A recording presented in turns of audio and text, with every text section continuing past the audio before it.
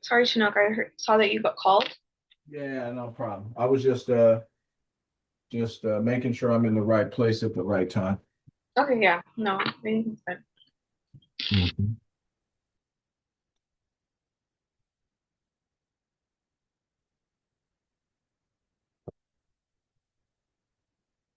Oh, that's good.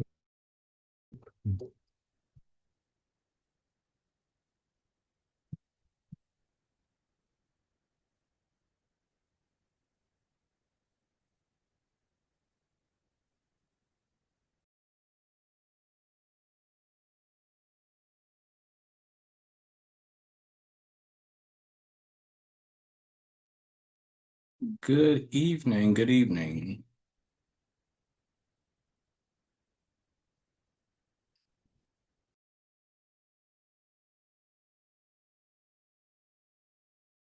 Peace. You- Can can you hear me? Okay, now you're coming in. It's almost like your broadband connection may be a little low. Um, but I can definitely kind of make out what No, you're. okay. Can you hear me clear? Oh no.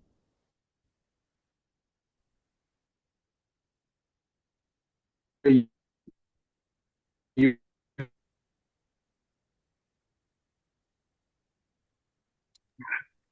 Be right. Hi, everybody. Thanks. I How are can't. you? Sorry, I can't. I think it's my volume. Yeah, I can hear you now. Okay, perfect. Yeah, so I'll go ahead and introduce you guys. I have like a short like two slides. Okay. I'll hand over the conversation to you. Yeah. Okay, that worked. I'm still playing with the lighting It looks in fine. my background. Okay, because it just seems like there's just like this A little. sunburst that's like from this one side. Yeah, a little, but I think it should be fine. It's probably because the sun. Okay. Yeah. Let me see. I'm gonna try to change rooms and just see if maybe that does something. I was hoping to be in my office, but push come to shove, I may just use my dining room.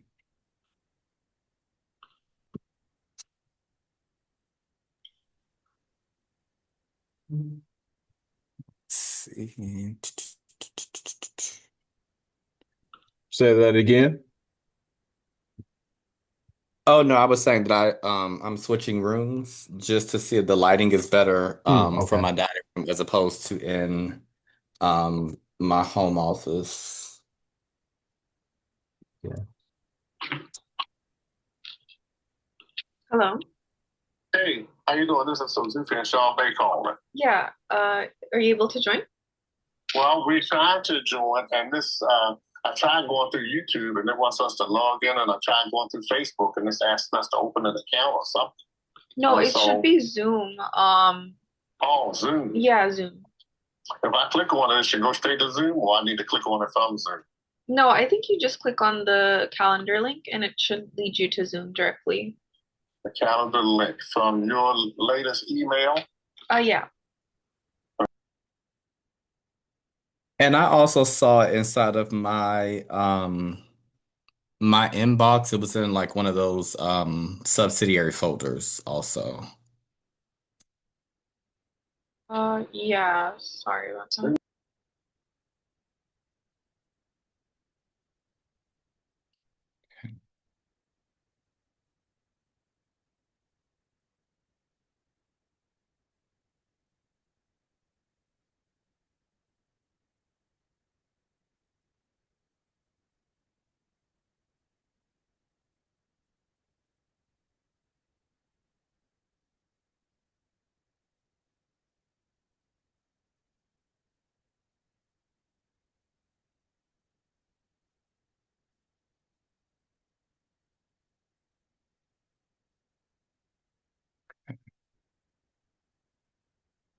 That I can give it a lot better.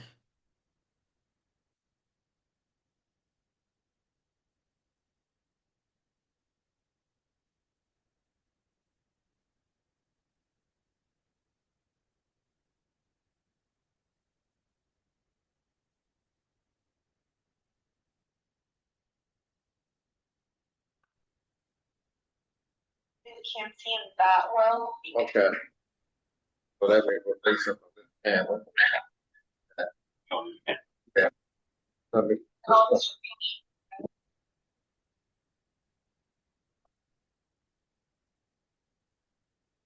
Wait a minute, let me bring this over here.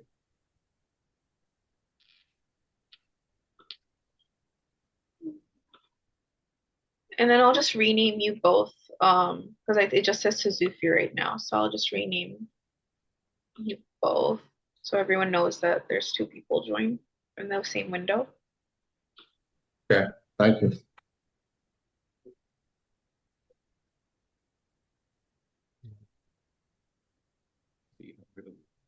Mhm. How's everybody doing today? We're doing fine, sir. And yourself? Good, good. I'm doing well, doing well. I'm over here on the West Coast, so we're supposed to get a rainstorm today. On the West Coast? Yes, sir. Okay. Hopefully you won't get no mudslides. You near LA or you down further south? No, I'm in Northern California, Sacramento. Oh, okay. Oh yeah, you get some enough rainfall. Yeah. Why are we so dark?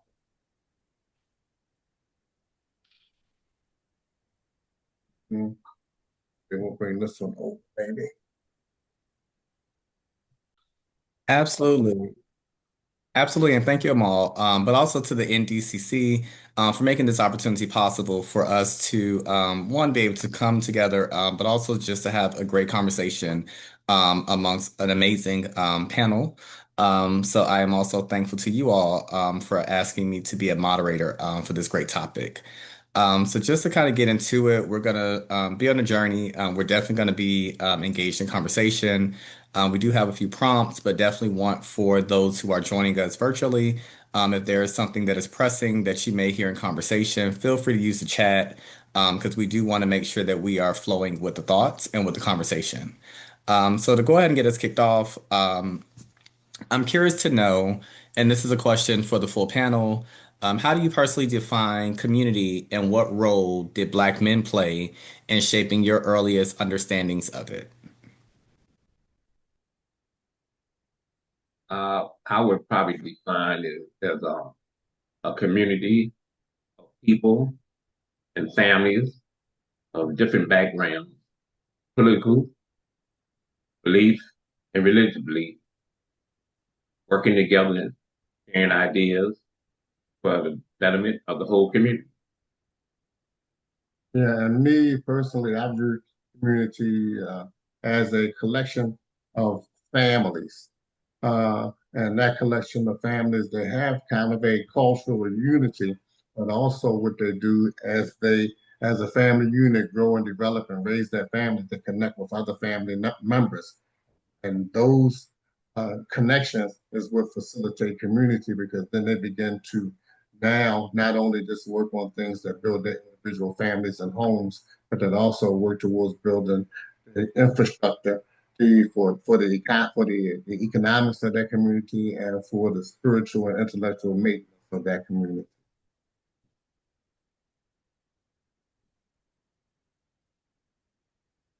I think you're on mute, brother. Okay, now I think. Let's see if we can get you. Sorry about that. No worries. So, yeah, I agree with all those answers. I think the way that I saw it for me, when I was growing up, because my dad was, my dad was in the military, so he was in the army. So I would see that side of him, but he was also in, like a motorhome club back then, right? And so it was a collection of families that would get together maybe once a month, once every 2 months, get our RVs and we go out.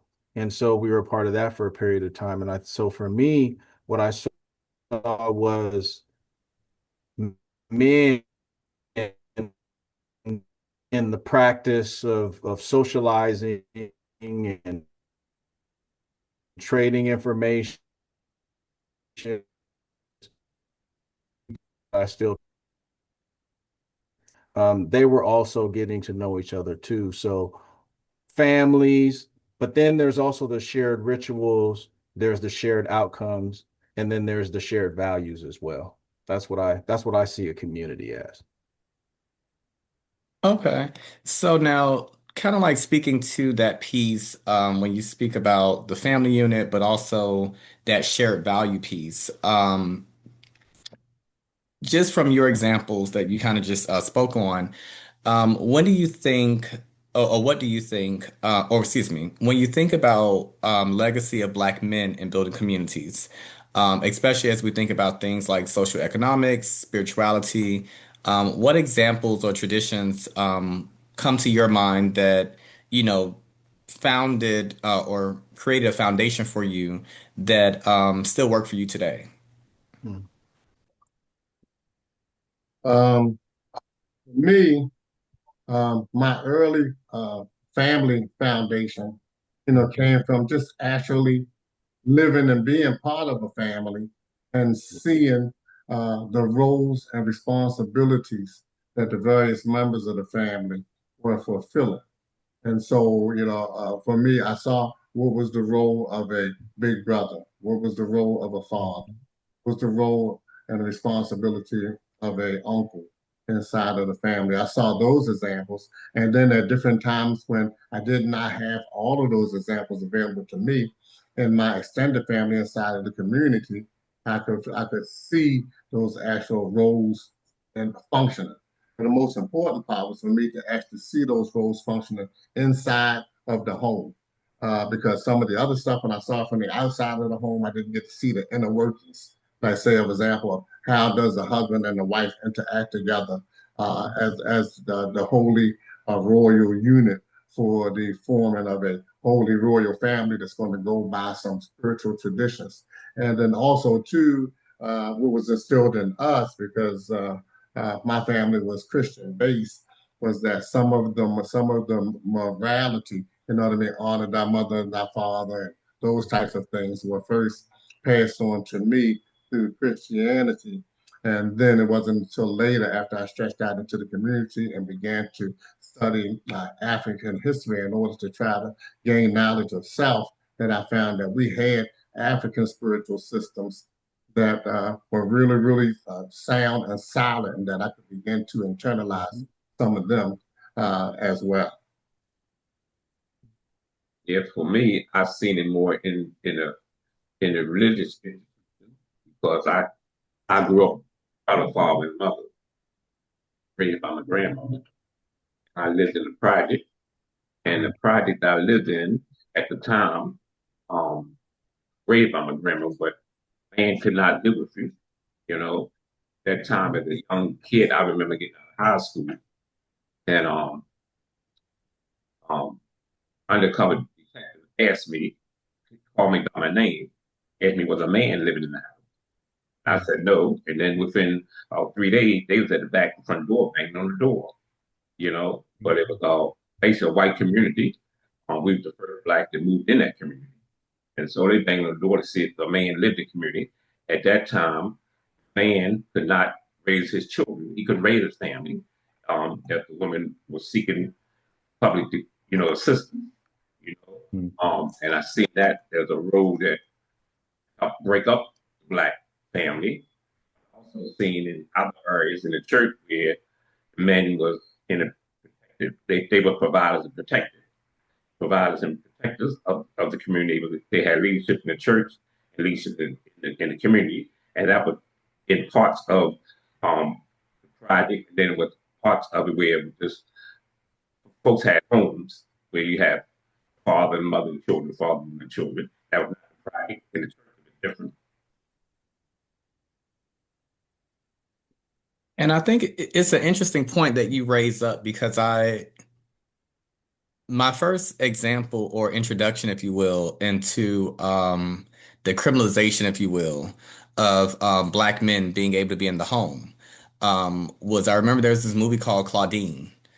James Earl Jones is in it, and I remember there's a scene where the social worker comes and she's doing this inspection of the home, right? And I remember in the scene specifically, at that point, Claudine had just had it, right? And she's like, "Listen, my old man bought me an iron. He bought me this because this went out and this went out, And I remember having a conversation in my family about it because, we didn't necessarily see that firsthand. But that was something, or at least in my generation. But in my mom's generations and prior generations, that was like their everyday, right? And so I remember she kind of made mention of, if you really wanted to get ahead in life and you just maybe needed a hand up, it was almost kind of hard, if you will, because it was kind of like, okay, we want for you to thrive in community, but a part of thriving is having healthy relationships, right? That could be intimate. So how can I thrive if you deny me, this one aspect of life that everybody else gets to enjoy, but because I need this hand up in this moment, now I'm being limited to just being able to do this one thing. So thank you for sharing that. Another thing I also wanted to kind of just unpack a little more, hearing from the Christian perspective. I too was raised in a household where, we were Christian based, Baptist, Southern Baptist, Missionary Baptist. And I remember always hearing the pieces of honor thy mother and thy father. We all know Proverbs 31, right? Like the virtuous woman.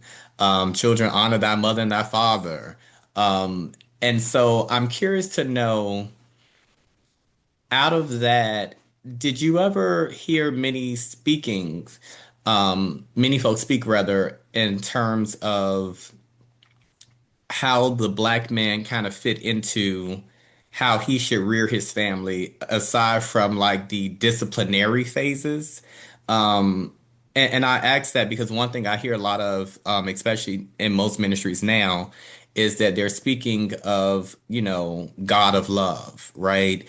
Or men needing to be more cared for, and or maybe those around us who are loving these men, to being more patient, because there's a lot that as a black man, we don't necessarily get a choice for, but we have to respond to the things. So I'm curious to know, like, what were, if any, some teachings that you may have heard just from the Christian faith or any other faith, that kind of helped to ground or instill and influence the work that you do today?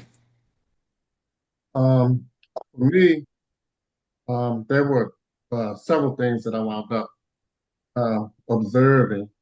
Um, but then also, as I grew in my study, I began to see that us as a people here in the United States, after our militaries were defeated and we were enslaved, there was a socialization process that was designed to break us and turn us into good slaves. And so, while doing that, there was a type of a cultural warfare that was exercised on us as a people. And a part of that warfare was to also give us Christianity as a religion, and so that they could teach us that slaves should obey their masters. Okay, but what we did as a people coming out of that was we maintained and held a good amount of our family social traditions.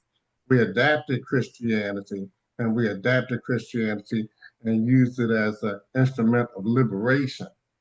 Okay, so there's a culmination of that that shows inside of the family. But what I saw that was strong was that there was a strong honor of both the man and the woman, the husband and the wife, the mother and the father inside of the family. There were even certain particular chairs or seats, like, you had the table when people would sit together for dinner at the table. You had the mother's head, you had the father's head at the table, and those particular seats were kind of reserved almost, so to speak, what I mean, as a practice in terms of the honor of those roles and positions, and then you had the position of the big mama or the queen mother or whatever. She had a strong position inside of the family. You know what I mean? And then she would be running the operations of the family.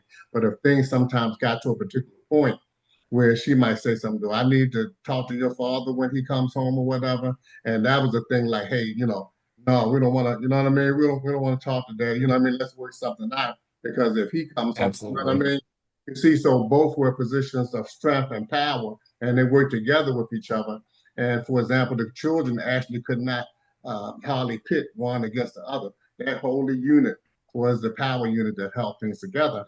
And so when the families began, when the attack began to happen on splitting the black family up, certain things began to not be there.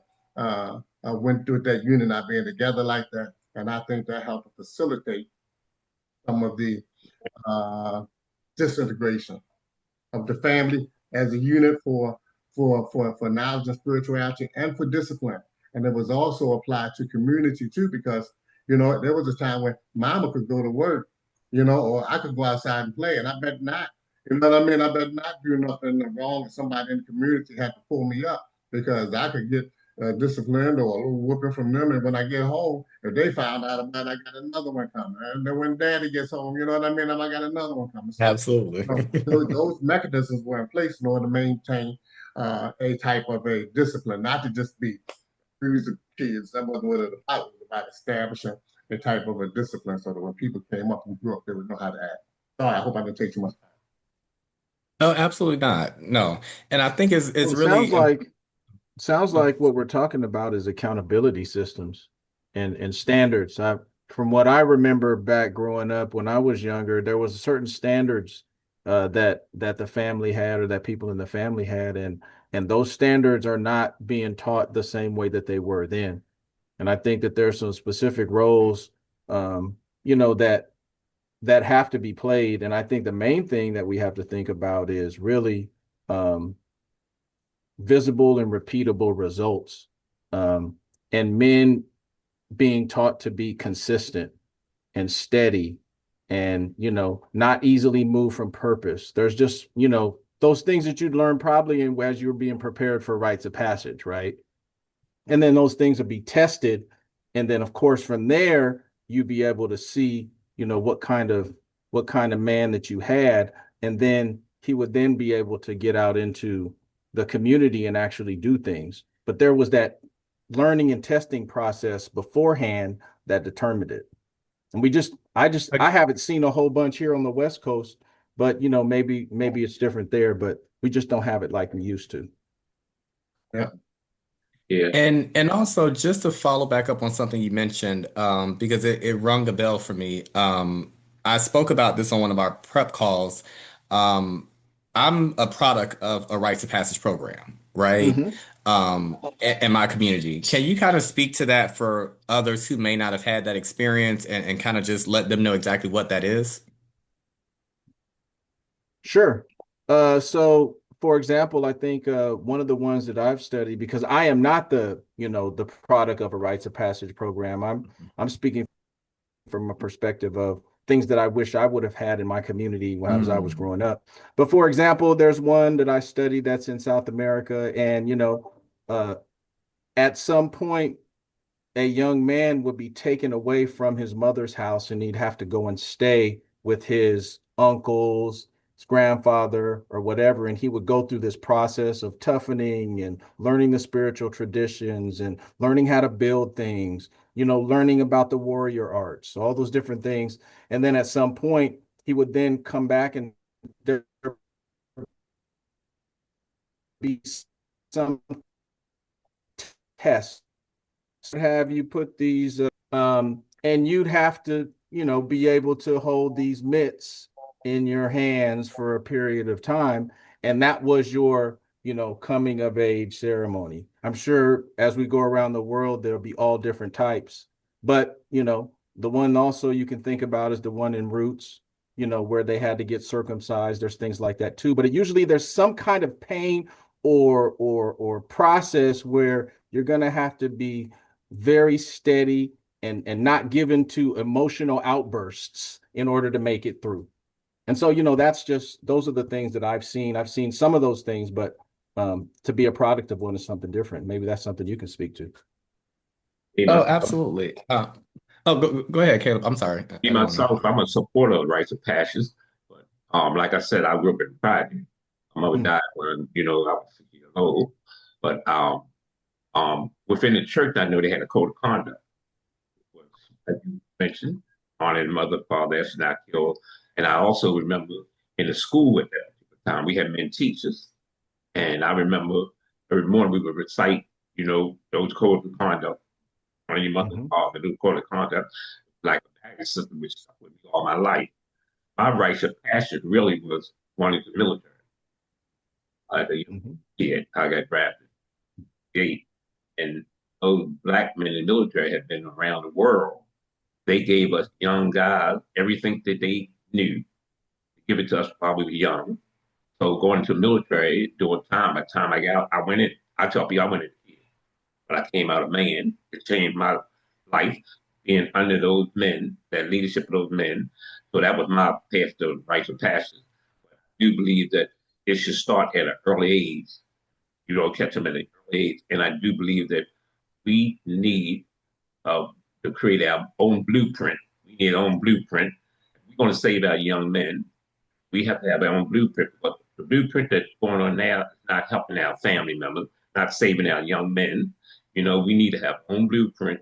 And I'm a believer that we need to have separate men's school, boys' school, and separate school for girls, you know, because I've seen it around the world. It works in Asia, it works in Africa, you know, and then they have a council of elders. You know, we need to look back to tradition to see how these models are working. The models that we got in America are not working for us. Mhm. Right. I also, And Definitely. go ahead. No, no, oh no, no, I was no. gonna I'll say, let and you also continue. to yeah, I was gonna just kind of mention to kind of bring us back in. So to Shambe's point, um, I my rites of passage program was actually deeply rooted in the childhood church that I grew up in. Mm. In that church, it was actually through the men's ministry. So the men took on the young boys, and then the women's ministry took on the young girls. Mm. And so what they did was essentially we had a weekly ministry meeting night, if you will. And so the topics ranged anywhere from sex to education, financial literacy, um, college preparedness, and then just life skills. Um, Much like what Tashambe also mentioned, the group of men who were invested in this work, they were people who had life, I mean, they were world travelers. These were people who came back from military, had gone off to college, were not from our local area, had traveled the world, had families. I mean, these were as much as you could think of like an upright standing man, right, in society. Um, when we got to, I want to say maybe age 16, that was where we really started to spend a lot of time with them. We didn't necessarily leave from our mother's houses because for a number of us, we were in houses that were single female ran. Mhm. But what they did was they did bring in more programming, more activities, right? To where, okay, you're going to Elder Johnson's house for this Yeah. weekend, or you're going over here for this sleepover, or we're having this men's conference. And the men's conference may be at the church every day that is local, but you're going to this brother's house and you're going to be there for the week, right? During this conference. When the weekends came, when we were out of school, it was, hey, you're going to come and shadow me on my job. And then these next couple of days, you're going with this brother on that job. So it definitely was an interesting experience, if you will. And now to be, you know, a grown man, ironic thing also is that the program actually turns 30 years old this year. Mm. So next month, they're actually doing a big 30th anniversary, in which I plan to attend as an alumni. Because it's also something that we as alumni have felt that, you know, we impart who we are was in part because of what they instilled in us. And so with what we do have today, you know, we definitely want to make sure that we're also reaching back and providing an opportunity for the next brothers who are coming through the pipeline as well, because I would have gone through it 19 years ago now. Mm. And so, you know, to still be connected to that brotherhood is definitely a lifelong experience. And I think that's also one thing that when I think about just the role of Black men in society, um, it is often not the brothers who are in our houses, right? I hear a lot of people say, "Oh, you know, I didn't have my dad in my household, brother. Neither did I." Like, like I mean, a number of us haven't. But then Right. also we can see brothers who've had their fathers in the household, and it's like, listen, I wish he was not in the household, right? So I'm curious to know from your perspectives, what does accountability amongst Black men look like in the space of community work? And how do we move to a space of where we can acknowledge it, we can hold you accountable, but how do we strengthen it without the judgment and or ego? And we can Yeah. break that up into two different questions if we need to. Yeah. For me, when I was growing up, when I hit my teenage years, my mother and she was divorced, and then she was single and she was working. And so some of the older brothers in the community, and they're like early 20s, whatever, they came, no, they saw me and said, look, we can see you don't have a dad right now. Okay, so they said, here's Skippy. Skippy's going to be your dad, and he's going to show you everything you need to know. Mm. So what he did, it was in the form of sport. So we were playing football, and I was taught timing patterns. I don't know if people watch football or whatever, but the timing patterns, you run down, you have a quarterback, you run down 7 steps and you turn, and you take 4 steps to the right. And when you look, you better be ready to catch the ball, or it's going to hit you in the face. You know what I mean? Kind of discipline. And so, they drafted me, and I started playing with the big boys, like the grown-ups. And then I was allowed to hang around them while of course, now when they socialized after the game, they had like the beer and wine, and they would sit around and talk. And from those exchanges, I got a lot of information. I also started spending time out in the streets, but what I did was I locked up during that time period and ran into people who were aware of Martin Luther King and Malcolm X, and listening to those albums, and watching some of those videos. So I started to hit a period of consciousness of wanting to know about self. My mother became worried though, so, because I was spending time out in the streets. So she went and got my brother, and she got my uncle, and then they started tracking me down in order to, see what was going on with me. And so my uncle taught me about economics, how to open up a bank account, how to get prepared. My mama always showed me the importance of owning and having a home. And then my brother just kind of socialized with me. So what I'm getting at is that when I was not getting at the home at that particular time, I was able to reach out into the community, as well as I had family members as examples. But then also too, I started down that path of trying to establish and acquire the value system. I began to want to know what were we doing as a people before we became enslaved, so I could be able to get back to that, and that set me down the path that gave me a value system. But I come right back to the same thing. We have a situation where if we have a lot of men who are growing up and are not going through a rites of passage, and are not acquiring the information of how to go from being a young boy to being a man, then they have to figure that out. Because what happens to us is we turn around 18 years old, and all of a sudden they say, first, you take out the trash or whatever. Then all of a sudden you're 18 years old, okay, you're a man now. And now you're supposed to go and do all of the stuff that you never learned, you know what I mean, what it was we're supposed to do. Those mechanisms we had to kind of have in place for those who are ready to listen, not only just to our talking, but to be willing to emulate our behavior. So how do you feel, understanding that? Because the one thing I remember hearing a lot about in my rites of passage program was um, only a man can teach a man how to be a man. Mm. Mhm. A woman can teach a man how to be a good man, right? And they would offer that in a sense of it's essential for a man to have, or for a boy, whether he's an old boy or a young boy. Because we used to talk about the old boys who, 30 years old, but still a boy mentally, right? We call them old boys.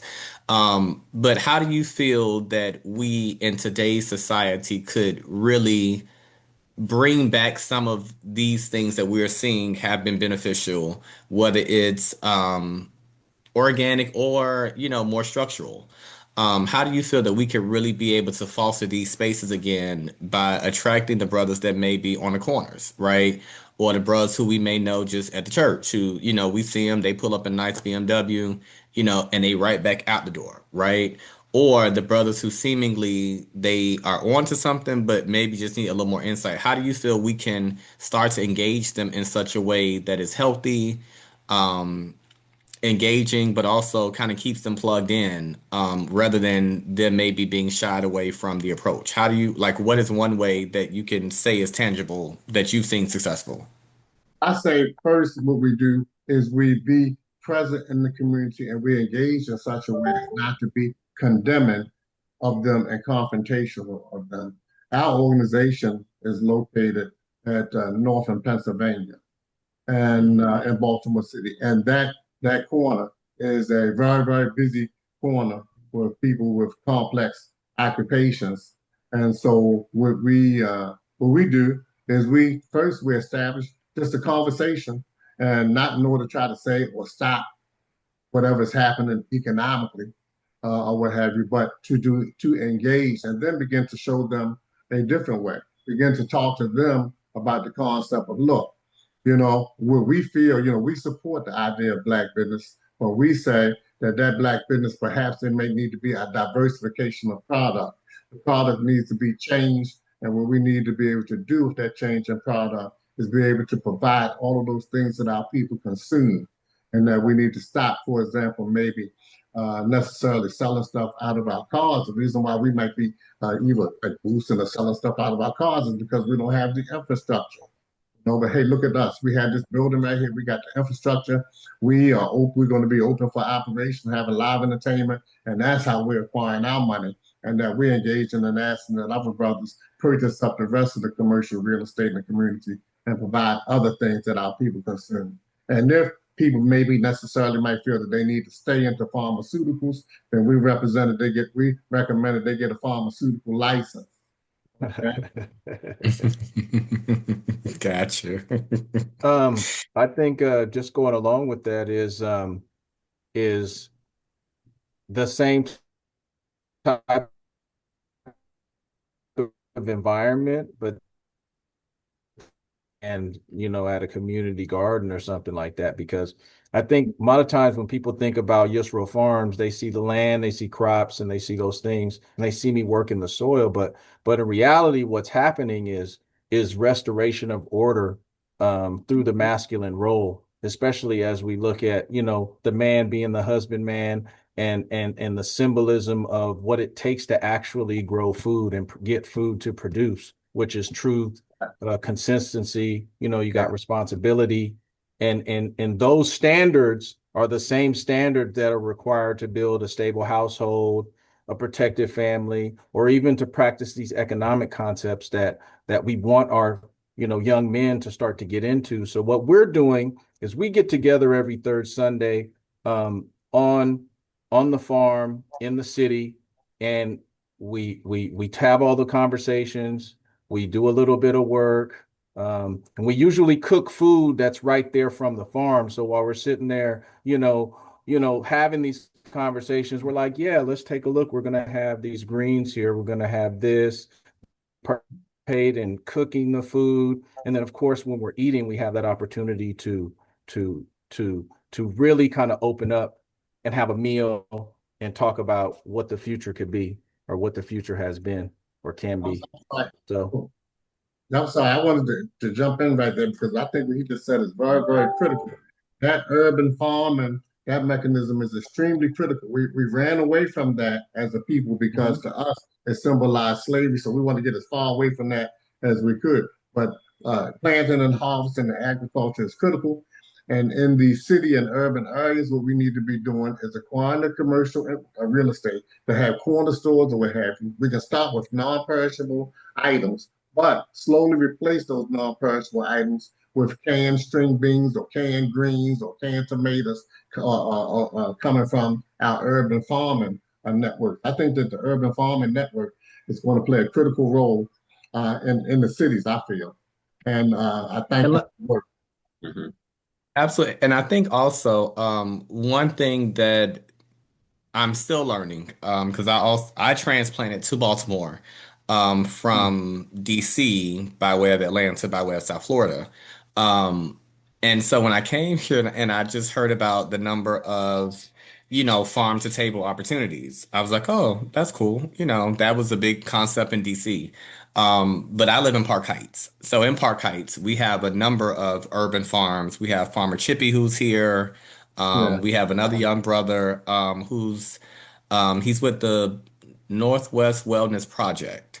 So they now are getting their farm together and tilling some ground and so forth. But one thing I do know that I've seen a lot, it doesn't matter what industry, what the goal is. But many Hmm. people have shown results, right? And if you can bring somebody to a meal, you're That's likely it. going to have somebody's attention, right? Hmm. One of the key things that we do in community work here, especially in the Baltimore Park Heights community, is we will have a meeting and we will do the meeting with the sole intention of engagement, one, but two, we know to get people in, sometimes we got to get you free, right? And it's not necessarily, oh, we're giving away a free car every meeting. No, we're giving you free, like a free meal for the evening, right? Because here's the Right. thing, too. Yeah. Very often in the community spaces, we're seeing that people don't have running water at home, they don't have a meal at home. So, them being able to be plugged in for that moment just for a meal, that's still a win, right? Because at the very least, you've now solved their problem for That's that right. one moment. So, if we get people in just by a meal, I guess one question I'm curious to know from you all is how do you feel once you get them engaged, you start to build this level of trust. How do you start to either involve them into the community work that you do, or how do you make inroads to seeing exactly where they are, to seeing how you can support them to give them that hand up to their next? I think with us, the way that we do it is one, I threw that thing in there about doing a project. We do a little bit of work. A lot of times you can see a lot about a person by how they work. So we may come in and we start to have, we start to talk, we eat and do those things, but then there's also this task that we're going to do. So then you can immediately see people who are able to kind of fall into a team structure, take instruction. And then while taking instruction, if they're going to work, people stop talk, and you can start to see those things as it takes place a lot of times. I think the other part of it is that we have to start creating jobs, at a minimum wage. So we usually, if there's somebody that's, somebody that referred to us or whatever, then we'll just hire them as part of the farm staff in some way, shape, or form. So now you have a job, you have a way of making some income, and then through that something, and then through that, when we have the other meetings that we do, then more likely to attend those. That makes sense. Yeah. Like for our social club, the history of our social club, we created basically to uplift and develop community. We would not create it like some people think in women drinking alcohol. We created for one thing, uplift and help the community out. We don't been like a charity community. We have always been a social club, but we operate as if we were the cultural center or community organization. Always fed the community. Right now, we are going through renovation, but we're still open. For the past, I guess in June, we have had um, for the mayor to have had a team in our church club, and they have been giving resources. And in our community around here, we have a lot of homeless, some on drugs, and some that's mentally ill. But like I call it uptown because there's so many people going east, west, north, and south. More people found already in the area. Um, so what happens is like anybody that's homeless or whatever they uh we have services in our club that's operating. We also have some veterans that come to twice a month, once or twice a month. They've come from Fort Meade and they give out resources, clothes, they give out. We also have a group with Bean Pie.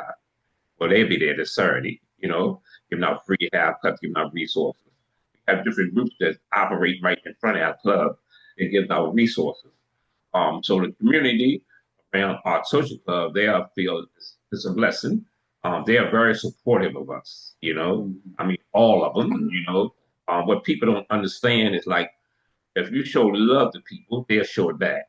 If you respect people, they will respect you back.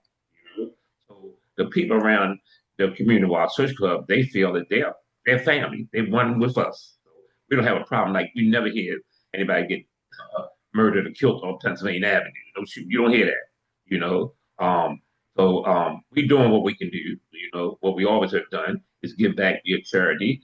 As I was growing up, when I used to look at TV And I used to look at Probably Know Best and My three yeah, sons. my three sons. That's them and I got a fatherhood because I'm living in Friday, the only time the men came to Friday was to see the kids. They had to leave. Sometimes they'd stay at night, but you know, they just wasn't there out here mothers in the Friday, so that's why my image of fatherhood is different, except when I moved to family houses, then I would sit down, we would eat with my father, that image of in the church, but growing up within a community like a project house here mother, so that you don't see a lot at fatherhood at that time, especially in the 50s and 60s. You didn't have see that. Matter of fact, um that one of the number one crimes that black men was in prison for was non-support during that time. That number one crime, non-support. They were giving them 18 months if they wasn't able to find a job or whatever it was. That was the penalty. Black To code. keep the family broke up. One incident I was thinking about quickly. Think about a week or so ago, some people were down there handing out food, and the line formed, and some people in the line, I guess, started acting kind of rowdy. We were just sitting and looking through the window, and we were getting ready to get up and go out in order to calm the situation or address the situation. But the drug dealers out there told them, "Look, shut up and get in order, get in line. They don't have to do this. Y'all act like you got some sense. We didn't even have to go out there. They scored. You know what I mean? Whatever Mhm. and it wasn't going to turn into a violent thing, just a bunch of mouthing, you know what I mean? But people going to be getting in line to get some food. So so the community now looks at us as an organization that's, that's important to community. And they are beginning to police, themselves as we Mhm. work to hand out the services. Right. So here's a question I do have, because the one thing that I can say, we all definitely come from various different backgrounds, and our work is definitely in the name of community that we, understand that's a very big, broad umbrella, right? But then when we start to chomp it down, like I know my lane is here, Suzufe, your lane is here, Tashambe, your lane is here, Brother Yazriel, your lane is here. Um, how have you all been able to leverage relationships with people who may not necessarily do the same work as you, but can still support the work that you're doing? One thing I love that Brother Tashambe gave example of was, we call it Penn North, right? So Penn North, contrary to what everybody heard on the news, when we had the overdose breakout situation, it is not an area that you go and it's all derelict all day. It's not. It's Right. definitely a thriving thoroughfare, if you will, for our community. You go down there, you see food trucks lined all the way up down Pennsylvania. It's a lot going on. It's a lot of loud music. You see brothers on the corner dancing. You see sisters over there cheering them on. You see kids coming from school. You see also people taking the metro, all the things. So I'm just curious to know, like, understanding that in the community, we are all trying to help the people, but understanding that with those people come a certain level or a number of things that they're working through themselves. How have you been able to find those resources that may come from allies that don't look like us, may not be a brother, may not be a sister, may not be somebody who, corresponds or relates to us in the same spiritual faith? Curious to kind of know. We're gonna probably try to get maybe two responses on this one, and then we'll go to the next, and kind And of we build do from have there. you have allies in community. We have Safe Street in the community work. Mhm. We also have the Pennsylvania Avenue Black Arts Entertainment District, and we also work with the No Boundary Coalition. Those are three organizations that we work with within the community. Yeah, we have We Out Us that's also in the community, and there are a Yeah, couple of brother Andrew. yeah, Yeah, brother brother Andrew, Andrew. yeah. So we also have there's a couple of Korean churches. One of them come all the way from Virginia, drive an hour and a half to come up and serve food in front of our community, and they honor us and appreciate that we allow them to set up shop, do their thing. They get to set up shop and pray. You know what I mean? I guess and provide their Christian services to the community with some excellent food. Tomorrow, one of the pastors last week gathered some information from me, and on not tomorrow, on Wednesday, we're going to receive a citation award from that church for the services that Nice. we provide to the community. So, we are working to establish those kind of connections. The two military ladies that are in out in Odenton, Fort Meade, that come Mm. down, those kind of connections. So we are working to function, to make it short, function as a hub to provide the facility or the venue so that our people can be able to provide those types of resources. And And go ahead. here's a quick follow-up for you on that. How were you able to get to the point of where you're now receiving the accolades? Not saying that you sought those, but how did you all get connected? I guess like what was that outreach? Was it, oh, I saw a flyer and I was connected to the work, or my sister was involved? Like how did you get connected to these other organizations that are like, we want to get behind you, we want to support the work that you're doing? Some of those organizations kind of first started showing up around Freddie Gray, and then Hmm. also too during COVID. We've established some of those relationships, and what we do is we provide the tables, we open up the place. They ask for permission to set up shop in front of our building, and we allow them that permission, and we kind of keep an eye on things because sometimes our presence there helps to give them a type of community acceptance. Then they Hmm. grow to appreciate that we accept them and appreciate them for what they're doing, even though they are a different race of people and that their primary thing might be, Christianity. They're willing to come up and try to do what they say is God's work and try to help out Yep. those people who are downtrodden. And they see that we accept them part of that community. And over time, it kind of builds itself up. We had to walk with Captain Andrew and actually in those high COVID areas to establish those kind of relationships as well. And since we know the mayor, we supported the mayor with his Monzi group that always gets attacked, but they constantly down in the community doing the work. They're down there doing the work, then they got to go to a conference and get attacked. It's weird. And Yeah, be and it's funny you mentioned Monzi, because through my neighborhood association, we've actually partnered with them and are supporting them as a contributing partner for their Uh-huh. community action lab. So non-shameless plug, if you are in the Northern District for BPD, we will share a link for you to be a part of this activity. But it's like an 8-week cohort. It is literally empowering community leaders to be able to, one, learn how to navigate city agency relationships, Mhm. but also be able to connect with other community stakeholders and partners to say, hey, this is our community. This is a common issue that we see. Let's all come together. And that's something that, to your point, the Mayor's Office of Neighborhood Safety and Engagement, MONSE, is a contributing partner on, as well as BPD. So Yeah, and I will say that's also one thing I've learned quickly, that we have to do our own research, right? Like we can't take what we see on the news and or yeah, what we may hear on the stoop as the gospel truth. yeah. We sometimes have to get out there, be in the work to kind of know exactly what's happening out there. One thing I did have as a follow-up, and I'm curious to hear from Brother Yesirel about this is, we get that that it takes multiple partners to come to the table and to be able to help us get to the next level. But once we've had that introduction, what does a vetting process look like for you? And I ask that because I can only imagine that as you do the work, right, it's almost like that community now becomes your baby. So you're not gonna put your baby in front of anybody, right? Or bring anybody around your baby. So what does that vetting process kind of look like for you? I think for me, and just kind of going back to the question that you asked before, about, how are you doing this and how does that show up? So we had a program called Project Good, where basically we would take the summertime when a lot of young people were out of school, and we would spend that summertime with them, you know, agriculture. We grow some food, we'd harvest some food, we save some seeds, we get grounded in some African spiritual traditions, we play some drums, we do team building, all those things over, 3 months. And then many times they would go back or whatever. Now, with that program, a number of those youth that came through that program either ended up with jobs with us after that experience.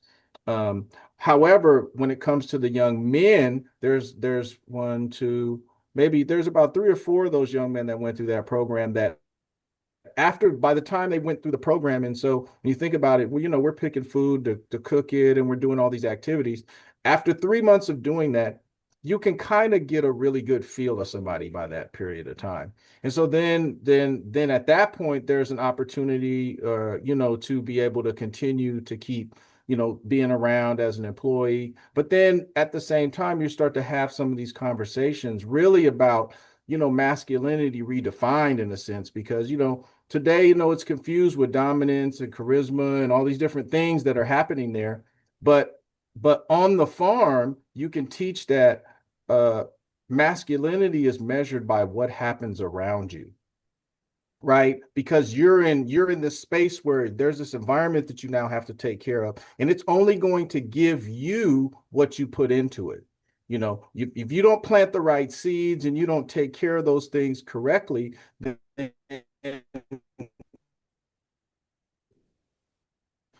the heart.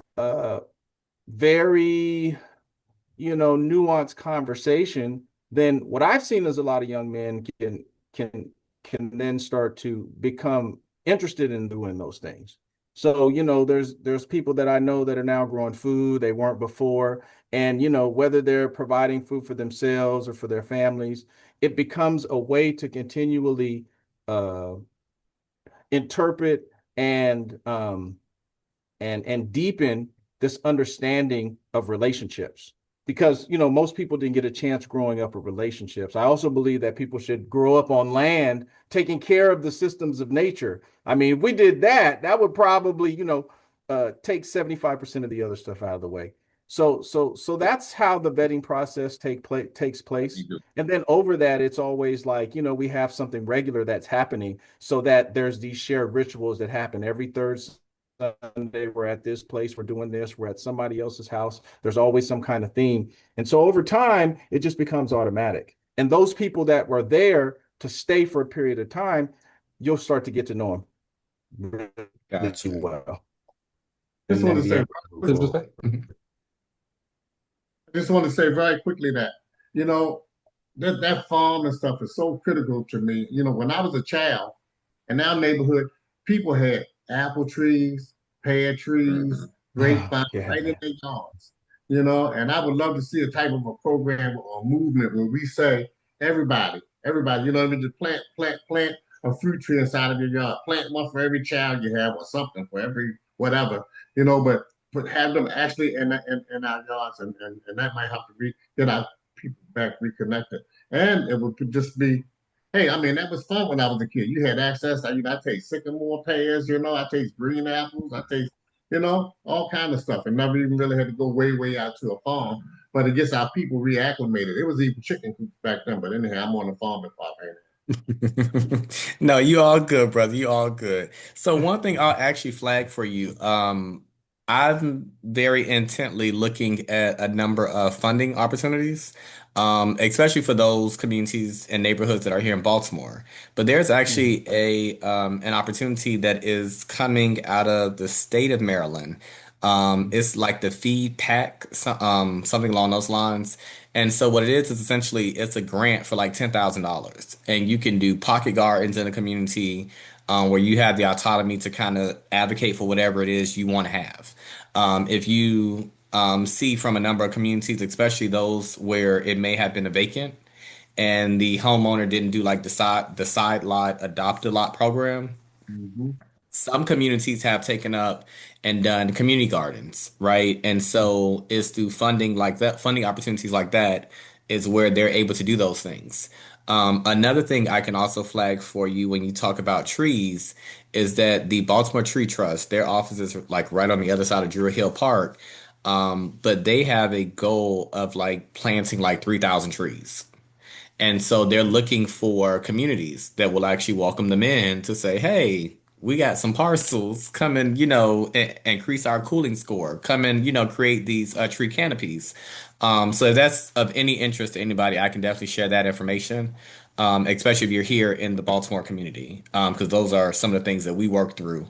One thing I did want to circle back on, because we've kind of talked about this common thread of being grounded, being at one with nature, but especially through farming.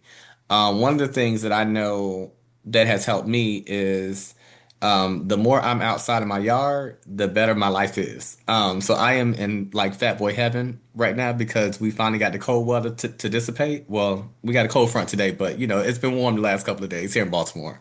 Hmm. But I'm curious to know, like, how do you all see mental health, behavioral health, showing up and or what are the impacts, I guess I would say, to being able to do this work? And then on the same vein, what are some things that you yourself implement in your own regiment, or in your own discipline, if you will, that keeps you kind of grounded and being able to keep coming back to the work? Anybody can jump in at any point. I'm doing a lot of jumping. I Okay. apologize. Um, I have well, to me, some of that work is actually therapeutic. When I cut the grass or when I go out the yard, like now I got the grass all set, and now it's time for me to take the small garden that I have, and I got to get all of the weeds up and turn the soil over, and then I get ready to do my plant. I'm probably already late, of my small garden. But to me, it's therapeutic, and it's actually exercise. When I do that work, I don't have to go to the gym for that day. That's some serious work. Right. Trying to turn that dirt and take and bring the soil in, and you know what I mean. And then picking the weeds. I remember one time I had a garden, those string beans were coming out. I had to go out every day and snatch string beans off the bag one thing, because they were growing so fast. But I think it's great. It's therapeutic, and I'm inspired by the movement that our people have now for this urban farming. Even though I haven't plugged in as big as that, but I'm definitely going to stay connected with that.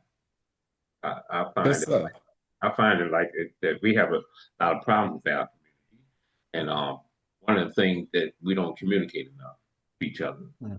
I find it's a lot of times just talking to different people in our community. They just want to be heard. It helps them, it strengthens them. Those that maybe think they want answer to, or they just want to sit down and talk with someone. You know, we don't communicate enough. Um, um, you know, um, One thing like I talked to about 20 guys. I was just talking to them. We should control the store down community because when I was 24 years old, I had a community grocery store. And we don't.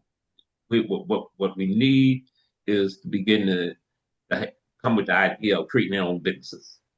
We go to school to work for someone else all the time, but we don't think about creating our own businesses. And a lot of folks have a lot of skill.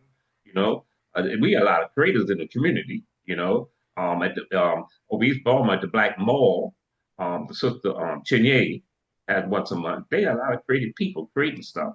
We have a lot of folks in our community really smart, really really smart. Some people have no idea. They may think this guy's on drugs, but if you talk to him, Hmm. well, see, he's a really smart guy. A lot of respect. It's really we have to engage with our community more. Get out and engage with our community. We need more men in the community engaging with our community. That is what will help uplift us out of the position we in. We need just more engagement, more men out there. Um, that would be one of the ways to solve some of our problems: engagement and communicating. Um, Agreed. I Yeah, and believe that. Oh, can you hear me? go ahead, sir. Oh, thank you, thank you. So I think we talked about accountability, and then we talked about a little bit about like daily regimen. So for me, the first 2 hours when I get up in the morning, on most days, unless I stayed up late, you know, consists of getting up, exercise. There's going to be some kind of prayer or communion, and then maybe planning out my day. Those are what my first 2 hours. And then after that, I'm checking in with my better half. We check in and see what we're going to be doing for the day. What do we need each other to do, et cetera, et cetera, et cetera. And then from there, work. Then I stop and eat. It's one of those types of things where there's a structure. It's got some flexibility in there, but the morning routine is something that you have to have if you're going to, be disciplined. It just has to be there. And I think that when we talk about these standards, um, I think the whole thing is that if we look look back on our history, we had, men who were builders of towns, universities. They were protectors of systems, like, for example, the Deacons of Defense. I'm sure somebody might know a little bit about them. And then we were also stewards of resources. And when you think about some of our spiritual practices, such as the Asar and Aset, that type of symbology, you have a relationship between the masculine and the feminine. You have research, you have Oko, you have that representation of cultivation and provision. But those are not just stories and myths, they're actual instructions.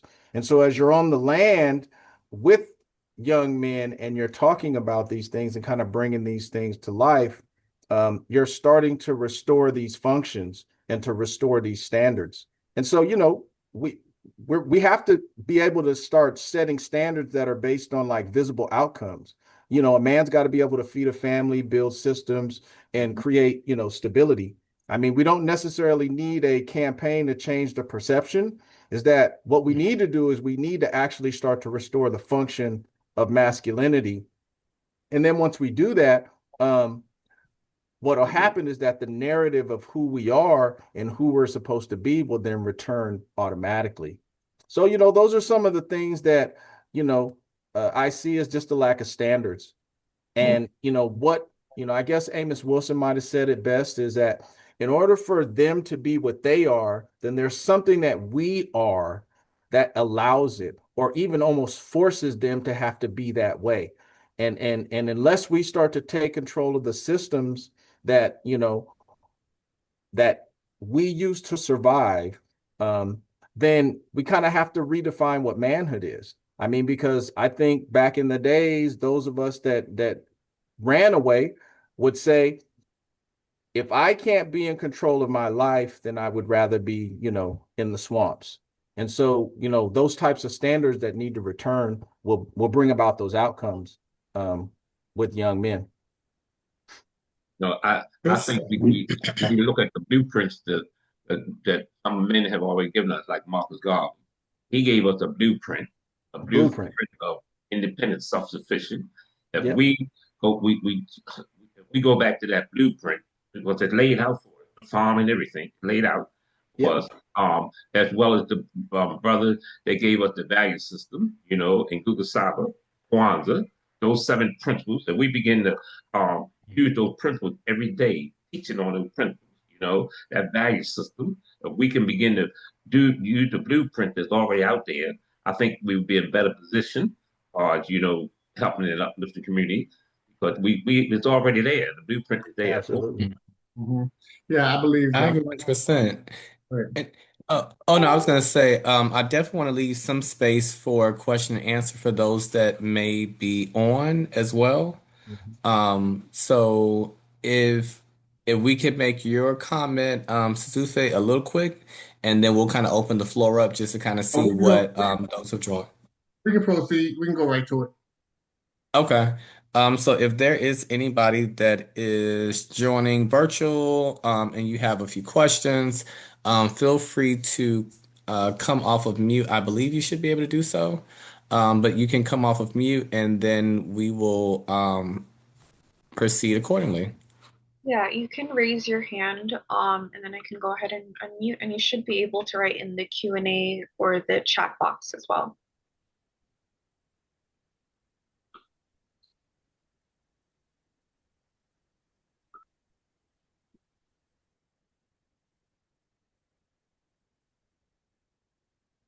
I know Juan's note taker is not going to be answering any question or asking.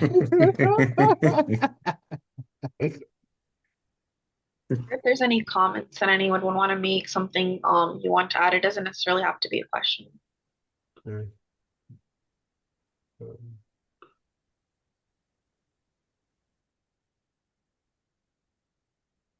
Okay. Well, we'll still leave that opportunity open for anyone that is virtually joining us to, drop a question, comment in. But I think one thing that I'll be curious to know as we are on kind of like the down end of our conversation, Mhm. what's one project that each of you, our panelists, is working towards, and how do you feel we as community can support you? I'm trying to wait for somebody else's time. I Right. don't look like it, you know. Nah, this your moment, brother. Jump in there. Jump in there. Okay. We have a couple. One of them that I'm really interested in is we in the back of our building. Mr. Clarence liked the work that our organization was doing, and he gave us a building that's like 35 feet by 60. And we have applied for a grant and obtained funding for a building a STEAM center, science, technology, engineering, art, and mathematics center for the youth out back.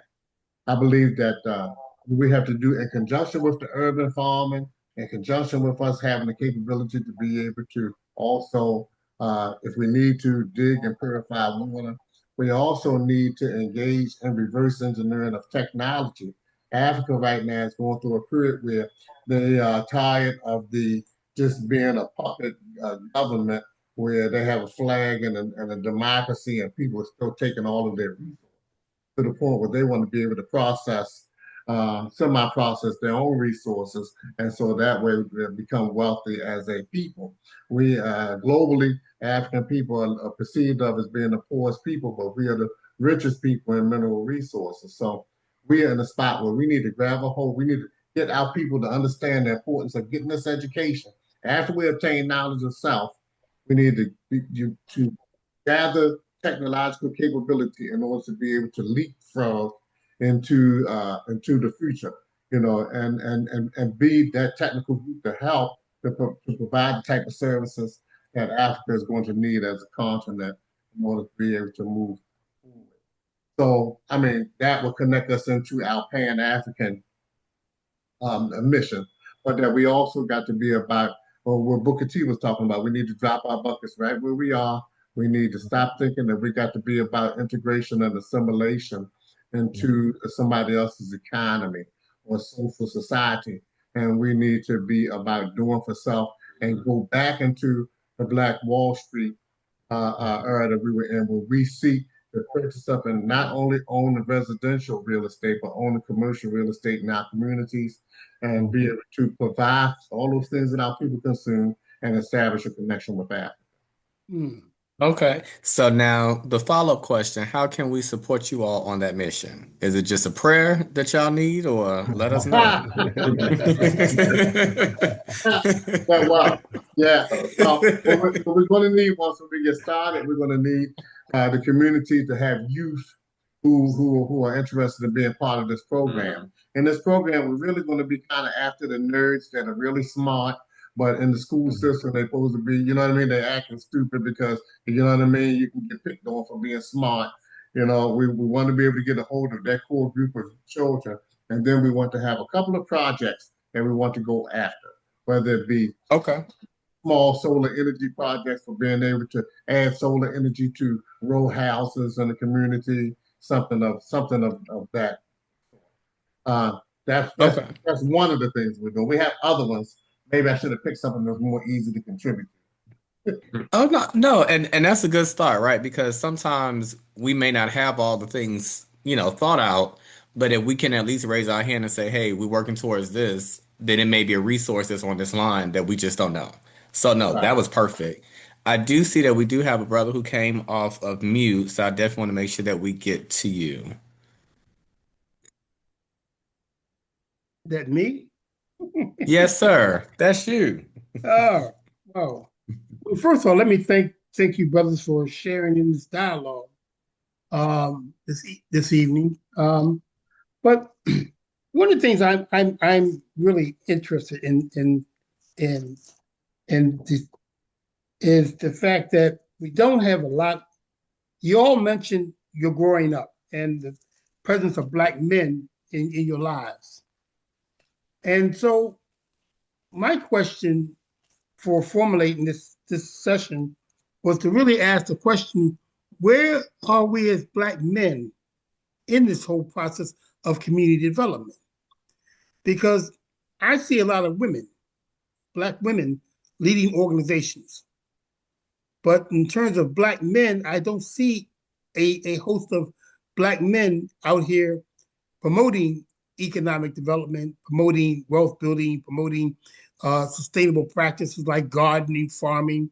And so my question to all three of you, and maybe it's a philosophical question, but how can we get more Black men engaged in contributing their talents, their gifts to building our communities, to building our doing the nation building and institutional building that we need to to to to to do in the Black community? Can I jump in on this one as well? Yeah. Okay. So, I'm gonna speak from my generation, Black man under 40. I think one thing that many of our elders, or many of my elders, because I'm gonna speak in my experience, many of my elders misunderstood was my lack of presence was not my lack of commitment. For me and for many of the brothers who I rock with, oftentimes, moving to Baltimore definitely has helped to reshape a number of things, right? I moved here, built a house, all the things. But when I moved here, prior to that, I had to go to work, right? I had life responsibilities and things that I had to answer to. That unfortunately, as many brothers as I had in my upbringing, none of them brothers was paying my bills, right? So like on the more tangible piece, it was a lot of us, it's not that we don't want to do it, we just don't have that home situation that really allows us to devote that time to it. In another vein, I feel like a lot of us, and these are the kind of conversations my friends now we have all the time because they call me Mr. Statesman. But for them, they're also like trying to figure out where do they fall, right, in the space of building community. And so now we can identify, like in my friend group, we got somebody who sells cars, we got somebody who does real estate, we got somebody who's a veteran. So we all have our niches, which was one of the things that we kind of spoke about earlier. But I think also, when we come to the work, we have to also reframe our expectations, right? This is not well, in my experience, true community work is not an independent achiever model, right? It's a collective thing. So if you come at it trying to be like how you were in school and you made the honor roll, yeah, that's a you thing. But when you talk about whole community, it's how did the community win? And I think that's something that is or has been somewhat challenging because at times it's like, I don't feel like the people are getting it, right? Or I don't feel like this was a success. I've now reframed my mind to if you do it one time, it's already a success, right? Because you did it. Now you can keep retweaking it to make it more refined and all the things. But that's just from my perspective, like just where I've heard and or experienced where it's like we want to be there, we're just not there. And then the last piece I would offer, as I've experienced being here in Baltimore now, is that we have a lot of people who are doing this work, they're just not collaborating. And so they're operating in silos. And so it's like you got one person over here who's only accomplishing 1% outreach, another person doing 5%. But what if we came together and these 10 organizations can now have 50% impact as opposed to that 1 and 5 and 10, but yet we're going to the same funding sources. And even for some of the boards that I now sit on, they're like, listen, if you're not a part of a coalition, we're not touching it because it doesn't make sense to keep giving $1,000 micro grant here, 5,000 over here, 10,000 over there. Like everybody come together and then we just drop $20,000 and then we move on to the next thing. So that's just a few things from my perspective. And great question. Yeah, I feel myself personally that the first thing that a man has to be able to do, he has to be able to evolve to the point where he can be able to provide for himself. Then he has to get mentally prepared to be able to provide for a wife and children. And once he's doing that, then he can begin to organize with other families and other people to stretch forth out into the community. Now, as men, we're going to wind up inheriting certain types of things that's going to be expected of us as we build community. Everybody's not going to be expected to go and dig the plumbing and dig the water pipes and lay the framing and the brick foundation. You know what I mean? The foundations for building up infrastructure. You know what I mean? And then after building up that infrastructure, connect the power or whatever facilities needed to be able to run stores or businesses or what have you. Well, once that stuff is done, there are certain things where everybody can be able to come to the marketplace. I know, for example, in the African tradition, the marketplace is pretty much owned and controlled by our women.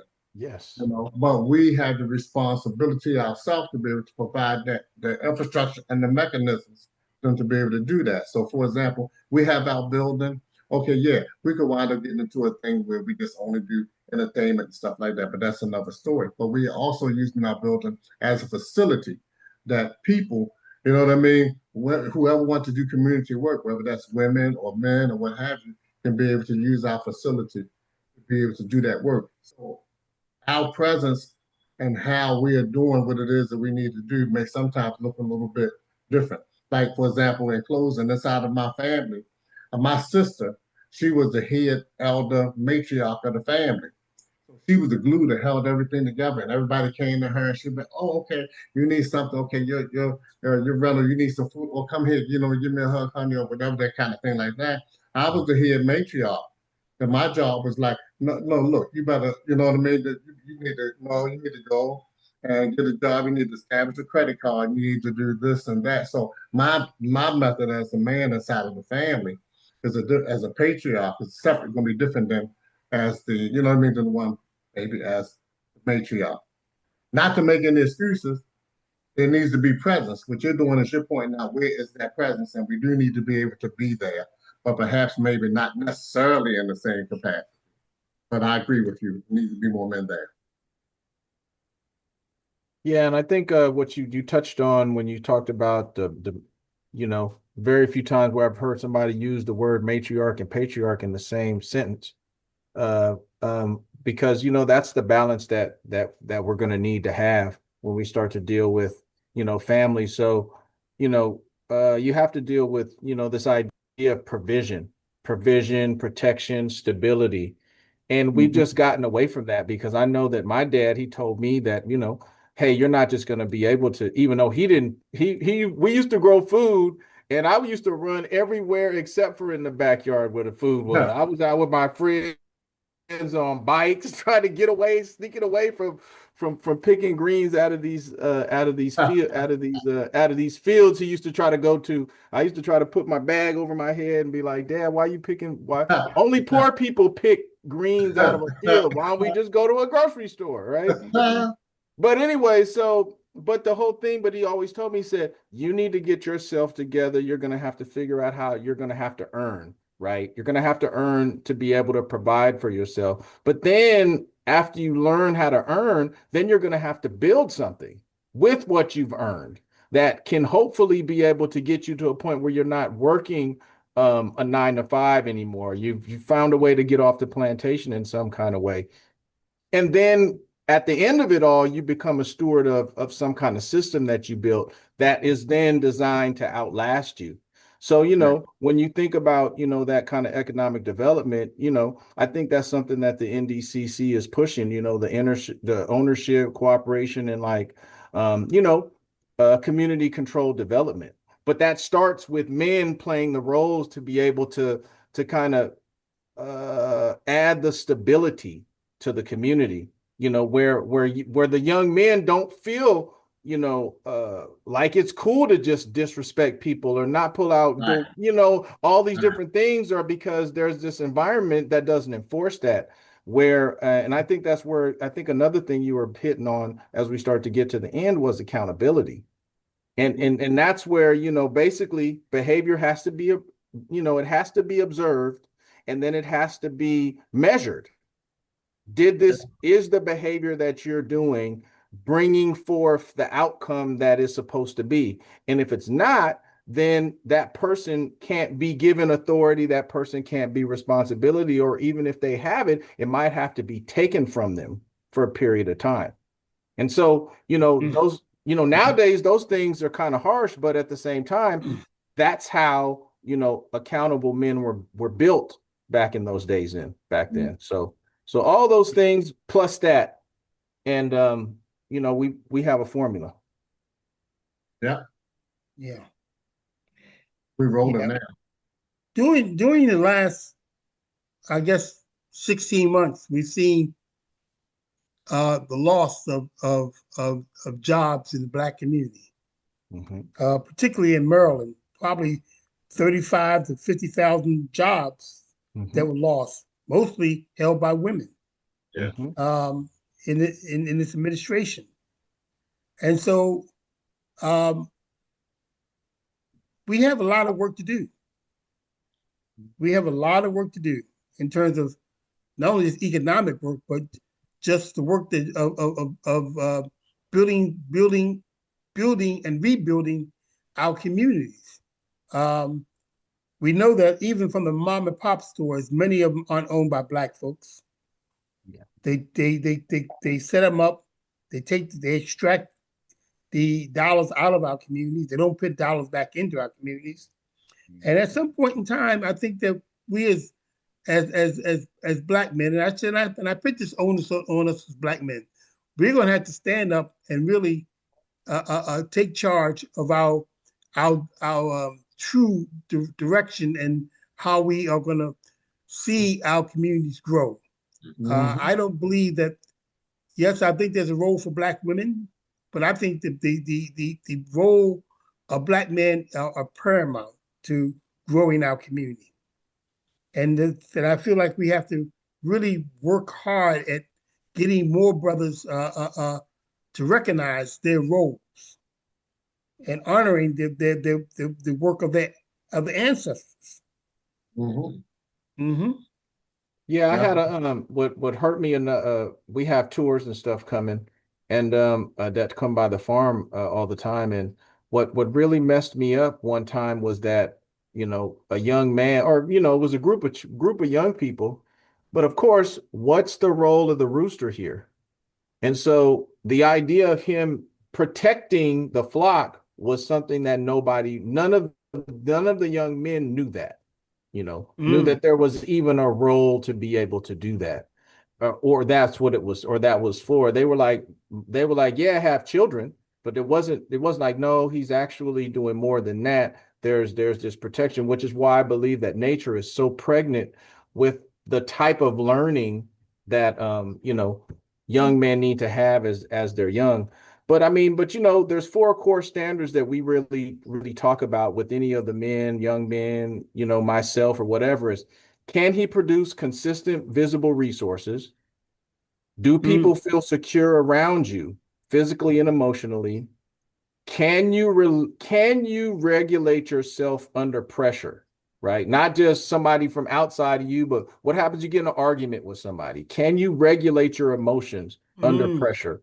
And ultimately, um, do you submit to correction and measurement? Right? When you get measured, are you the type of person that's going to run away and get mad and try to defend us and no, I did it wrong, I could have done better, or I'll take that accountability and then continue to get better. And I think those things have to be consistently applied. And of course, it's going to run some people away too. That's another thing, is that everybody's not going to, walk through that door.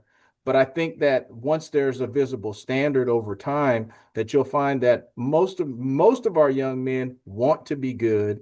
They want to be different. They don't want to, cause confusion and chaos.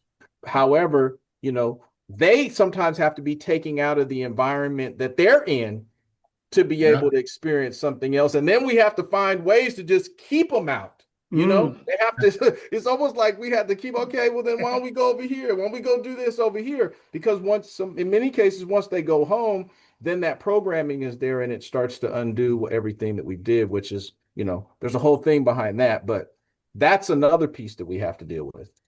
And I think one other follow-up piece too, to that, and I like the way how you framed it all, was that it takes a patient man, right, who himself is grounded in those areas to be able to support another brother who's coming through that cycle. Because that piece that you hit on directly, resonates with me directly, in the sense of, you can bring him to these new opportunities, but then when he goes back home, okay, he may get reprogrammed or deprogrammed, Right. but then we got to be able to pivot him again. Right. And that young brother who, Mm, as we all can agree, he wants to do right.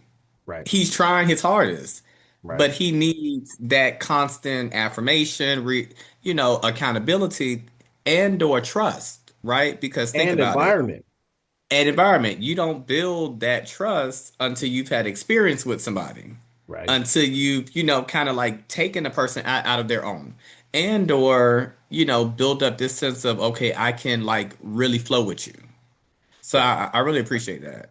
mm, Thank you. Thank you. Thank you. Thank you. Mhm. Yeah. mm, Yeah, I think that is a critical thing when they come back. That value system has to be very, very strong. Also, the economic piece that if they go back into a situation and when they go back there, if they don't have a sustained way of being able to provide for themselves, they might wind up getting stuck and hooked back in the same economic system they were used to surviving in.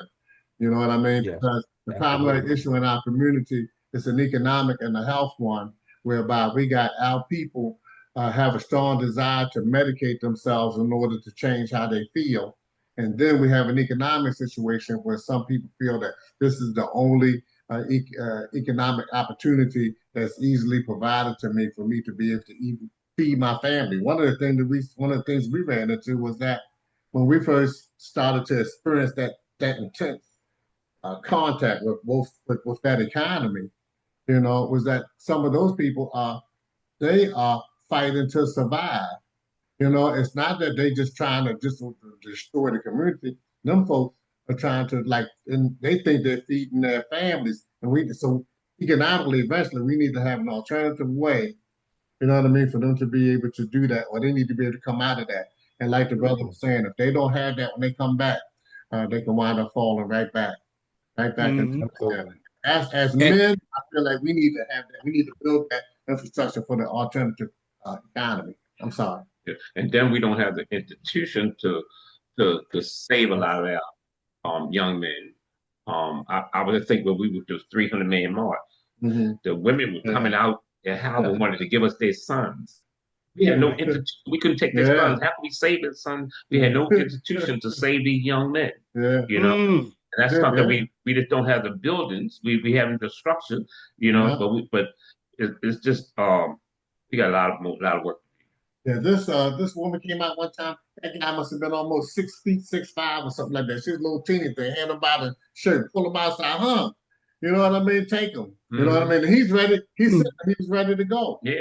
He was ready to go because the mom was mm. going. You know what I mean? But see, Yeah. we didn't have that mechanism in place. We only had that. We were just being visible at that particular time in the community, but we didn't Yeah. have the mechanism to grab them. You know what I mean? And get it going. So that's something as men that we really need to establish our own form of the same way how the military does. We need a form Hmm. of being Yep. able to put away shopping. Exactly. We have to have that way to grab the people whose villages and economies have been disrupted, grab them into a community-based thing that's based off of family. And I believe it has to be culturally based, spiritually based off of our ancient principles. And it Hmm. also Hmm. has to be nationalist and it Hmm. has to be pan-Africanist. Mm. Absolutely.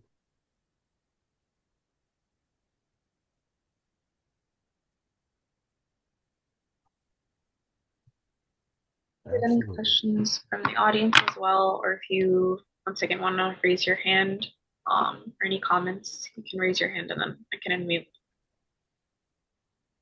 And Brian, did you have any other questions or? no, I was actually gonna one, make sure that we went around and kind of spoke about one project that we have upcoming, and how can this collective support. And then the last thing was going to be just what is one motto, creed, one word, if you will, or mantra that kind of brings us back to the work daily.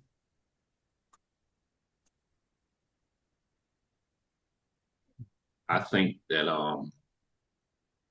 we we need a national agenda, a black national agenda. You know, we need to come together as a black national agenda men and women have a national black agenda all over the United States. We need that, because right now we don't have that. And we're not speaking as a voice, we don't have that power. We're not speaking as one. So we definitely need to have a national black agenda, around this whole country that we all can unite with. Now I'm curious on that, because I'm somebody who studied under Marcus Garvey through the UNIA, their Philadelphia branch, and some others, and so just from what I've seen, right, like we've never really had one main agenda, right? So are you saying more or less as one big agenda, or like maybe a few larger agendas, but maybe we get a lot more traction behind this one facet that we all can align on? I'm not exactly sure, but I know we tried to do it some years ago with the National Black Independent Political Party, Mm-hmm. coalition of groups. And we came up with a charter, but it failed because folks still had their agenda. Some folks didn't agree to the agenda. They had their own little agendas Mm-hmm. that pulled Mm-hmm. things apart. You know, it's just like with the reason why we have survived over the years because brothers that did the blueprint with our social clubs. The blueprint was as long as you about community building, had nothing to do with religion, put religion back, the politics. We got Democrats, Republicans, who Mm-hmm. you love, how much finance you have, not skin color. We can all come together and agree on something that we all agree on. you Hmm. know, and Absolutely. we all come together and agree on that. What we agree on, that is what we move on. That's what we unite ourselves. Yeah, Mhm. yeah. It kind of reminds me of that thing that Malcolm did when he dealt with the economic and political philosophy of Black nationalism and what things we needed to be about in order for us to unify as a people. At the time, it might have been a little bit tough because we might have been preparing to head towards integration. But that philosophy that he had in terms of that we needed a plan, we need to control the economics about the community, and we need to start small, and then we need to slowly but surely take over and provide and provide the infrastructure and all those things for all of those things that our people need, while at the same time we need to control the politics and the politicians of our community by us supporting and running those folks in office locally and at a state level. Because what's going to happen to us, and it's going to happen once we start moving as people towards having our own Black Wall Streets and being independent. Some people are not going to like that. Mm-hmm.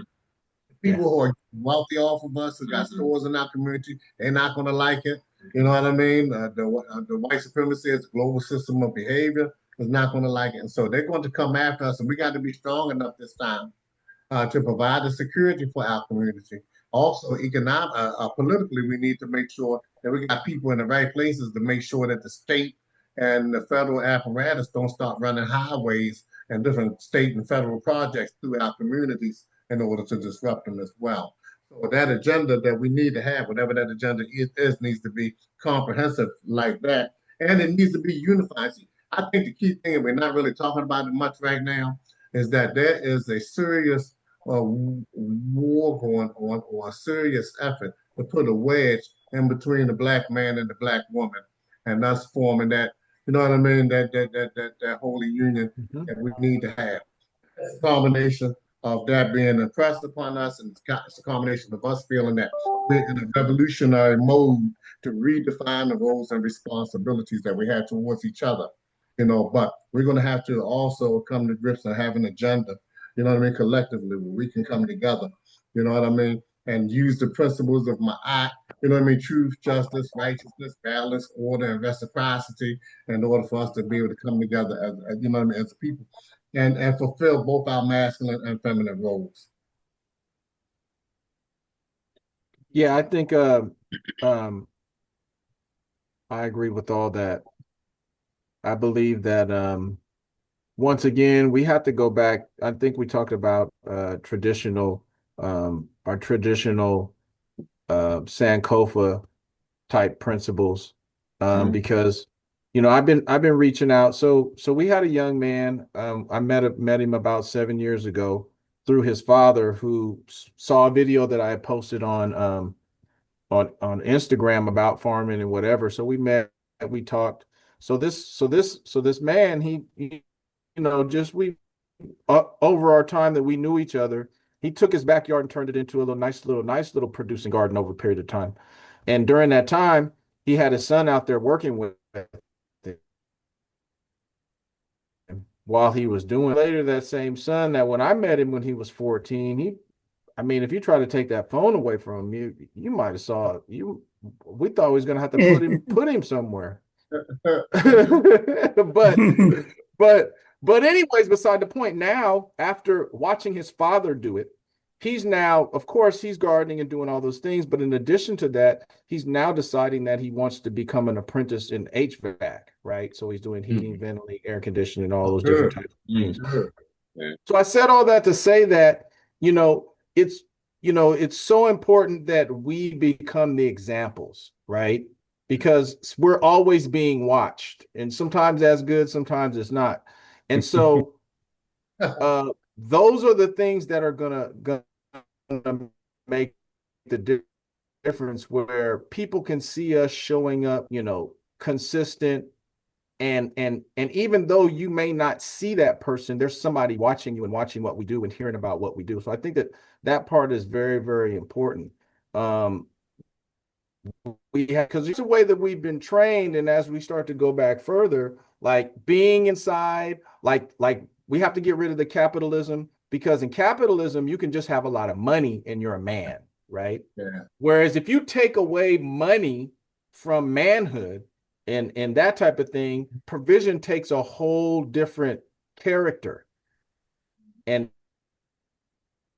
safety character.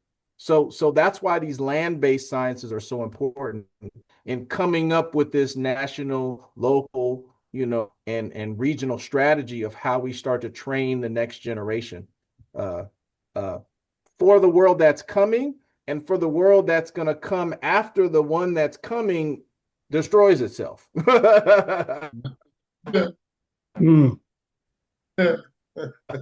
was funny. Good stuff. Good stuff. Those are the Well, brother, you said it. You asked the question. those are. I'm sorry. Go ahead. Go ahead. No. Sorry. Go ahead. No. Go ahead. No. I lost my train of thought. That's not.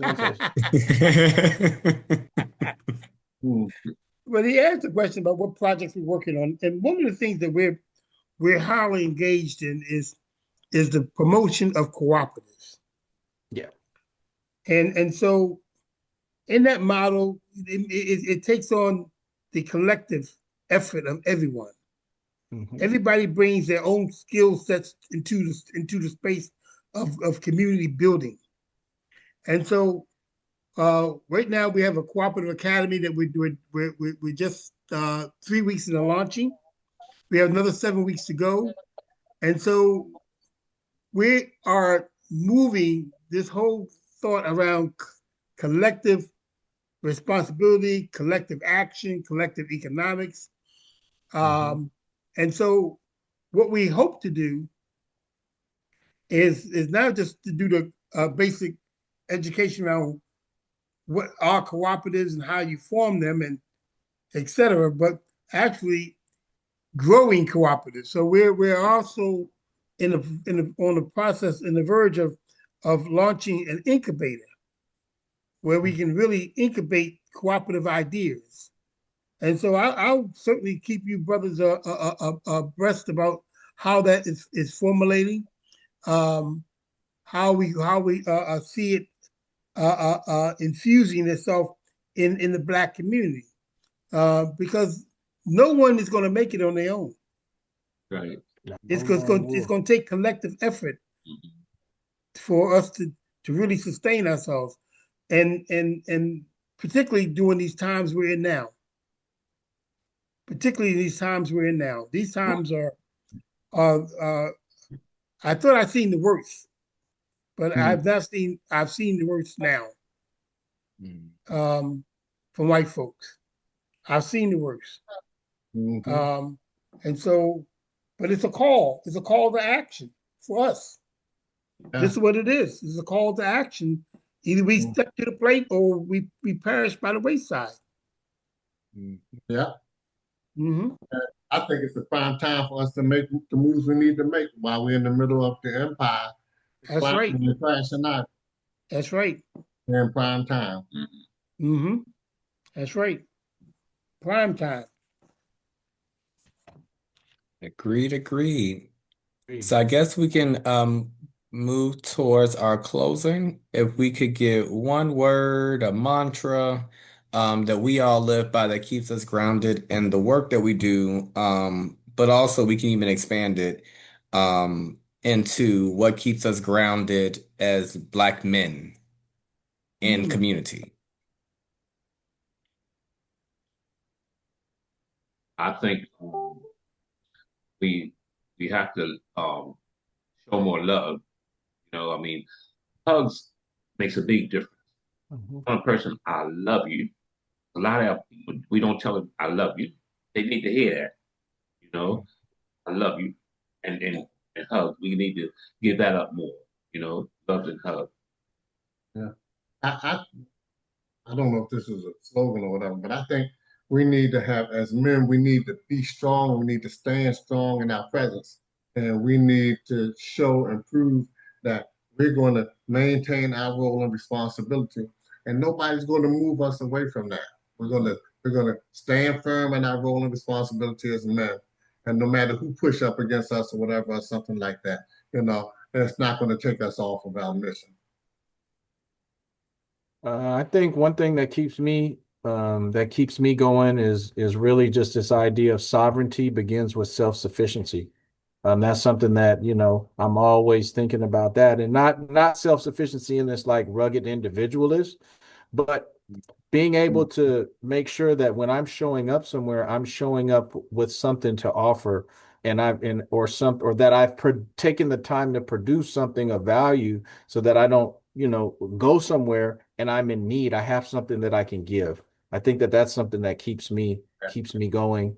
And then last but not least, I think it's what I'm working on right now is we've got a nonprofit organization called Let the Hands Play.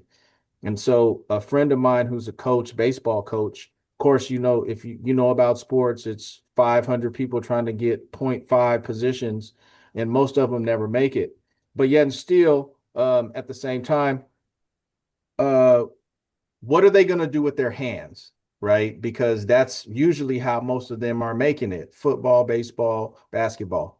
So then it's like, okay, what do we do? And that's where I've gotten involved with, not hired, but gotten involved with some people who do the trades, to have projects where we can start to do, like, build this, build that. Here's how you lay this, and here's how you lay that. And so not a lot of them, but many of them have now started to show some interest in the trades of saying, okay, what if I don't get to be the next Michael Jordan, Yeah. right? Yeah. What's my backup plan, and what's that plan going to be? So anything that has to do with men's work, if I would be something that I would need, is anything that have to do with men's work, or apprenticeship programs, anything like that. Would love to see it, love to know about it, so Okay. that I can just have as much information as possible as we continue to keep doing this with the young men that we're working with. Excellent. And with Well, that, one one thank you for NDCC for letting us on. I'm all for Yeah. just, staying in contact with me and making it all available, and just for the work that y'all do, in general. So Well, one non-shameless plug on that front, as you speak about like this new wave of a apprenticeship program. If you do register your farm with the Veterans Administration Affairs or VA, Mm-hmm. many veterans and their dependents, whether it's their partner and or their children, can actually tap into their Chapter 35 benefits and they'll Oh, come wow. out and get you approved as a site that's free. And then if you can tie that apprenticeship towards some kind of credential, right? Mm-hmm. It can be a trade certificate, all the things, right? You can get Mm-hmm. paid to be a whole site.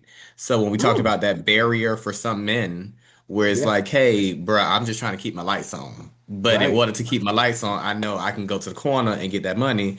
Well, now I can come to the farm and I'm getting Right. paid by way of my pop service or by my service. What was the And name now of that that again? removes it's the Chapter 35 apprenticeship program. And essentially what you would be looking to apply for is for you to be able to be an approved apprenticeship site. Okay. Yeah. And that's a I'll, free, yeah, it's all free. I did it for the funeral home that I did my apprenticeship for in Georgia. oh And literally wow. they came out, submitted an application. They just needed to see a bathroom.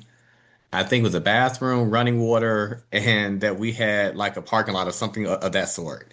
They came Mhm. out, did it, and thereafter, literally, I certified monthly, and then they made sure I still was able to get my Chapter 35 benefits. And this is the VA? So Oh wow. the VA, yes, sir. Yeah, man. Mm. That's that's And see, good. and these are free services that like when we come out of silos, we can have these kind of exchanges, and it's like, oh, okay, cool. But also, we started to get qualified talent and not just people who just settled with us, right? Like we want the people who chose to be here because those going to be the best brand Right. ambassadors that we got, and they're going to take us to the next level. I think to kind of answer the same question, for me, I think one thing that keeps me grounded is only a life of service is a life worth living.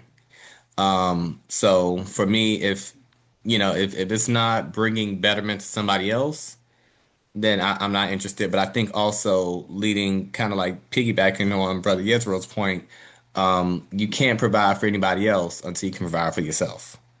And Yeah. so there's like the African proverb, don't trust the naked man who gives you the shirt off his back. So Right. Or the more recent one, which is get your own mask on before helping exactly. somebody fly the plane, Exactly. right? Exactly.